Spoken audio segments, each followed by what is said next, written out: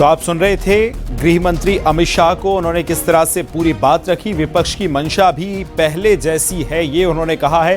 विपक्ष जनता को गुमराह कर रहा है। कई मुद्दों पर उन्होंने आज खुलकर बात की। पीएम ने खुद को भी कानून के दायरे में रखा है। विपक्ष के नेता पद से चिपके रहना चाहते हैं, इसलिए विपक्ष की मंशा अभी भी पहले जैसी नजर आती है। ये केंद्रीय गृह मंत्री अमित शाह ने कई तरह से बात रखी और विपक्ष जेल से ही सरकार चलाना चाहता है, इसलिए विपक्ष की मंशा क्लियर जान पड़ती है। ये भी आज केंद्रीय गृह मंत्री की तरफ से कहा गया है।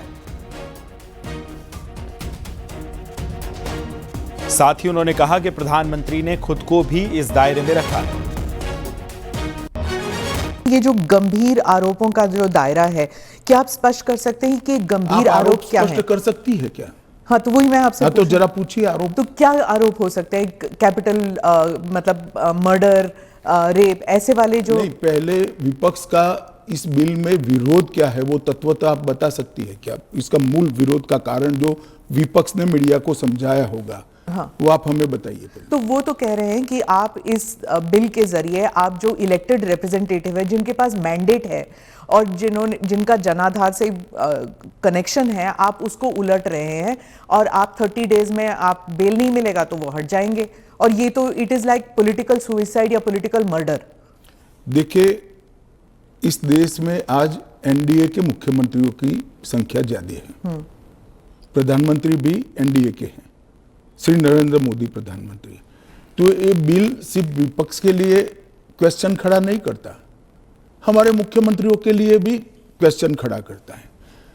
मैंने जो सुना वो कह रहे कि आपके लोगों के सामने एफआईआर नहीं होती है।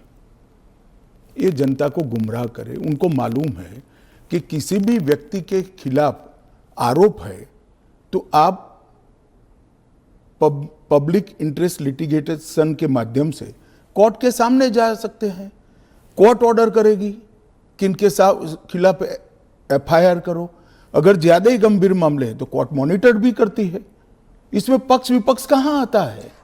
ये एक सेकंड, मेरी बात पूरी नहीं हुई है। इसमें पक्ष विपक्ष नहीं आता है। और दूसरी बात, इसमें 30 दिन तक जमानत का प्रावधान किया गया है। अगर फर्जी टाइप का केस है तो देश की हाई कोर्ट और सुप्रीम कोर्ट आंख मूंद कर नहीं बैठे हैं। किसी भी केस में हाई कोर्ट और सुप्रीम कोर्ट को जमानत देने का अधिकार है। अगर जमानत नहीं मिलती है तो आपको पद छोड़ना पड़ेगा। मैं एएनआई के माध्यम से देश की जनता को और पूरे विपक्ष को भी पूछना चाहता हूं, क्या कोई मुख्यमंत्री, कोई प्रधानमंत्री या कोई मंत्री जेल में रहकर सरकार चला सकता है क्या? इस देश के लोकतंत्र के लिए शोभा रूप है क्या? और अगर 30 दिन के बाद जमानत मिल जाती है तो वो फिर से शपथ ले सकते हैं। हम multi party parliamentary democratic system में है।